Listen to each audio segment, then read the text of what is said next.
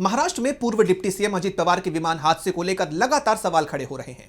अजित पवार को air crash का शिकार हुए करीब 3 हफ्ते बीत चुके हैं और पवार परिवार के शक की सुई अब महज हादसे से साजिश की तरफ घूमने लगी है।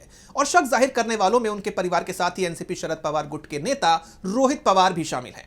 अजित पवार के विमान हादसे में रोहित पवार ने मोर्चा खोल दिया है। साथ ही सवाल किए हैं कि आखिर आरोपियों को कौन बचा रहा है। तो और क्या कुछ बोले हैं रोहित पवार, जानेंगे इस रिपोर्ट में। एनसीपी एसपी नेता रोहित पवार ने अजित पवार प्लेन क्रैश मामले में कई सवाल उठाए हैं। रोहित पवार ने इस घटना को साधारण दुर्घटना नहीं मानते हुए साजिश की संभावना जताई है और प्रेस कॉन्फ्रेंस कर केंद्र सरकार, डीजीसीए और वीएसआर एयरलाइंस पर गंभीर सवाल उठाए हैं। उन्होंने दावा किया है कि दुर्घटना की जांच जानबूझकर धीमी की जा रही है और कई शक्तिशाली लोग वीएसआर कंपनी को बचा रहे हैं। कॉन्स्पिरेसी के बारे में अगर हम बात करें तो 2 टाइप की कॉन्स्पिरेसी हो सकती है, एक तो पॉलिटिकल और कमर्शियल। अभी इसमें से कौन सी है वो हम ढूंढना चाहते हैं।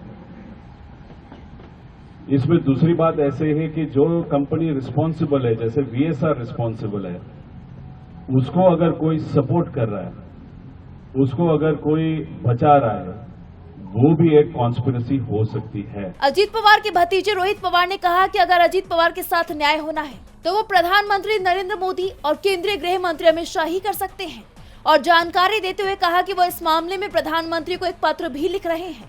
इसके साथ ही रोहित पवार ने नागरिक उड्डयन मंत्री राममोहन नायडू के इस्तीफे की मांग की और आरोप लगाया कि टीडीपी नेतृत्व की फैमिली से जुड़ी एक कंपनी ने वीएसआर को पैसा दिया था, इसलिए वीएसआर को बचाने की कोशिश हो रही है। रोहित पवार का कहना है कि जब टीडीपी का कोई नेता नागरिक उड्डयन मंत्री है तो ऐसी जांच निष्पक्ष नहीं हो सकती। विमानन मंत्री को इस्तीफा देना होगा, यही हमारी मांग है। डीबी लाइव की रिपोर्ट।